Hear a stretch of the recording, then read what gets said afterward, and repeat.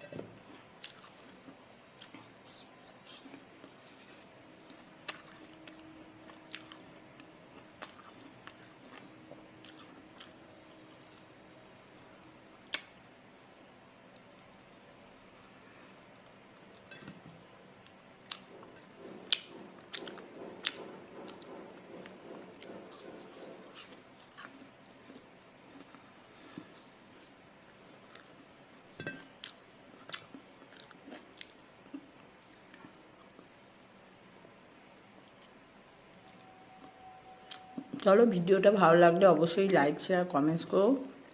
সবাই ভালো থাকো, সুস্থ থাকো।